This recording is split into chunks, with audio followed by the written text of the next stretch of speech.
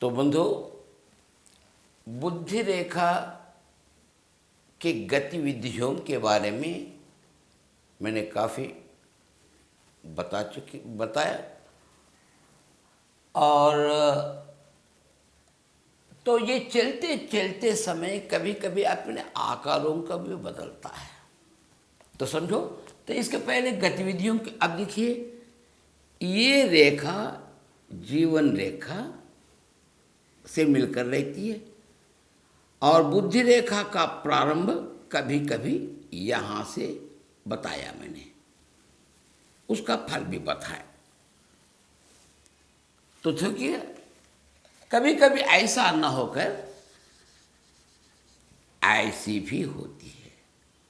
कहिए ऐसी, यहां से एक रेखा निकलकर बुद्धि रेखा पर पड़ना, इन दोनों का फल यही होता है कि काफी गौरवान प्रतिष्ठित पुरुष होकर रहेगा, नीतिवान, पद्धति, न्यायशील, सत्यशील, सुशील, विद्याशील, अनुभवज्ञ, राजनीतिज्ञ, नाना प्रकार के सर्वोत्तम गुण होते हैं।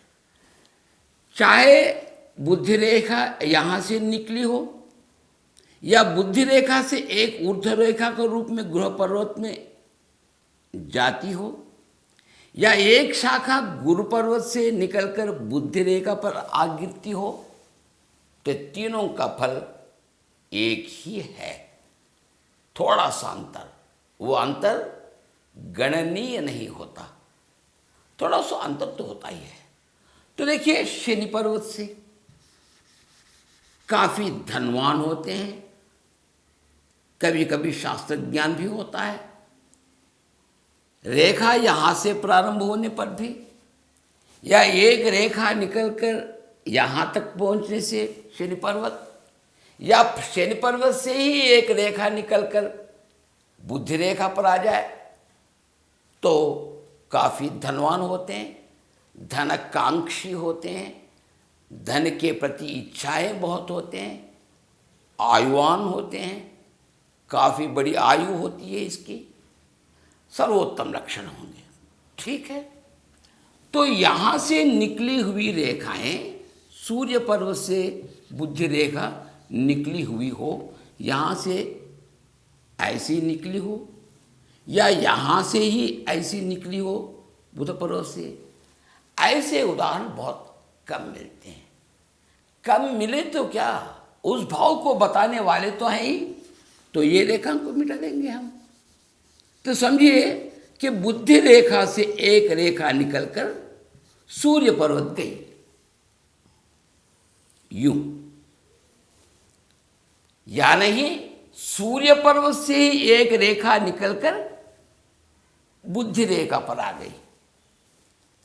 स्वयं रेखा ही सूर्य पर्वत से प्रारंभ क्यों न हो, इन तीनों का अर्थ एक ही होता है, बहुत बड़े ऊंचे राजनीतिज्ञ होते हैं, या ऊंचे पहुंचे हुए बड़े पदाधिकारी होते हैं। शासन इनका चलता है, इनकी आज्ञा का धिक्कार कोई नहीं कर सकते हैं। नकारात्मक दृष्टि इनके सामने तो दिखाई पड़नी ही नहीं चाहिए। ऐसे पूरा अधिकार एडमिनिस्ट्रेटर जैसे रहेंगे, चाहे राजनीति के क्षेत्र में हो, कला के क्षेत्र में हो, नौकरी के क्षेत्र में हो, हर किसी क्षेत्र में सूरज जितने बलवान होते हैं, सूरज जितने शक्तिशाली होते हैं, जितने ज्वाज्वल्य होते हैं, आप ही तो बड़े हैं, तो वैसा अधिकार ये चलाने वाले होते हैं। उनकी बुद्धि वैसी होती है, अधिकार चलाने की बुद्धि होती है। नहीं, ये रेखा नहीं है, और किस इतनी रेखाएं एक व्यक्ति में नहीं मिलती हैं आपको देखने के लिए। अनुभव बढ़ाने के लिए काफी हाथों को देखना पड़ेगा आपको।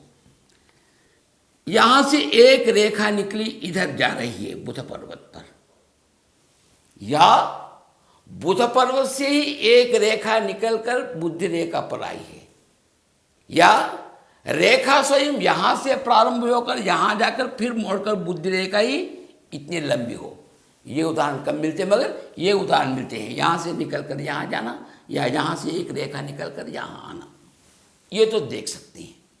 बस इनकी दृष्टि व्यापार, वाणिज्य, आरोग्य अच्छा रहता है, आरोग्यवान रहने की इच्छा होती है, चमत्कार भाषा होती है, हंसाने की, हंसाना माने चमत्कार भाषा से, अनेक प्रकार की भाषाओं के प्रति इनकी रुचि होती है।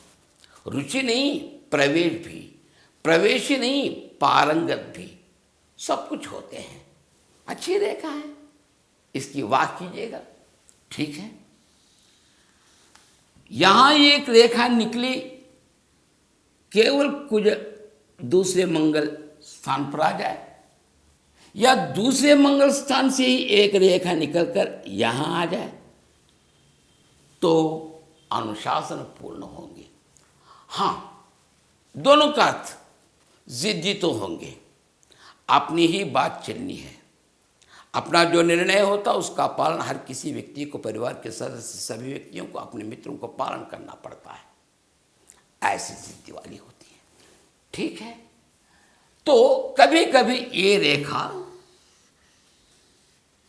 चंद्र पर जाती है, बताया कि अष्टावधानी होते हैं, यहां तक आई तो अवधानी होते हैं, यानी अवधान शक्ति, बुद्धि में अवधान शक्ति बहुत होती है, कलाकार होते हैं, ऊंचे पहुंचे हुए कवि होते हैं, क्या क्या क्या नहीं होते हैं, किंतु आर्थिक दृष्टि से कुछ कच्चाई, कुछ कमी, एक तरह से कम समझ सकते हैं। ये निर्धनी होते हैं बेचारे, सदा दूसरों के सामने हाथ पसारने की आवश्यकता पड़ती है, जेब में पैसे दिखाए, जिस दिन की आय है उस दिन के वे भी है, वो रोज़ कमाना, रोज़ खर्चा करना, हर दिन के लिए इंतज़ार करना, कोई ना कोई कमाई करना, बस घर लाना, पेट भर खाना, बस उसके सिवा कुछ नहीं, रोज़ाना चलता ही रहता है। ऐसा इन लोगों के लक्षण। चाहे ये रेखा यहाँ चले, यहाँ तक चलकर रुक जाए तो चंचल होते हैं, गुनगुनाते रहते हैं, पत्नी को सताते हैं, माए को सताते हैं, न स्वयं संतृप्त होते हैं, दूसरों को संतृप्ति से नहीं रहने देते हैं। बहुत सारी इच्छाएं होती हैं, पूरी इच्छाएं पूरी नहीं हो सकती हैं, पूरी इच्छाएं पूरी नहीं हुई इसलिए सदा चिंतित रहते हैं। इस प्रकार के गुणगण ऐसे लोगों में देखते हैं। नहीं, जो कि तो रेखा है अपने स्वस्थान पर, अर्थात अर्धवर्तुल होकर धनुषाकार में होकर यहाँ तक चली, एक शाखा निकलकर चंद्रमंडल में चली गई। अर्थ यही, यहाँ से एक रेखा निकली, यहाँ पहुंची, यही अर्थ। किंतु ऐसे लोग विदेश भी चलते हैं, यहाँ से रेखा निकलकर, रेखा जो कि क्यों, इसमें दो शाखाएं हो, पुरुष हो तो माता का स्वभाव या ब्लड ग्रुप या लक्षण यानी रूपवर्ण, और स्त्री हो तो पिताजी से, तीन हो तो भक्ति, शक्ति, युक्ति। भाई चंद्रमंडल में अच्छे कलाकार होते हैं, वाक शक्ति होती है, कुज की शक्ति, चंद्र की कलात्मकता, बुध की व्यापार, युक्ति, चमत्कार, वाणिज्य, बहुभाषाएं, यानी परिपूर्ण नहीं, हर किसी विषय में उनका प्रवेश रहता है और सुंदर भाषण देने वाले होते हैं। वाणिज्य की शक्ति, अनुशासन की शक्ति, भक्ति की शक्ति, हर प्रकार की शक्तियां होती है इसमें।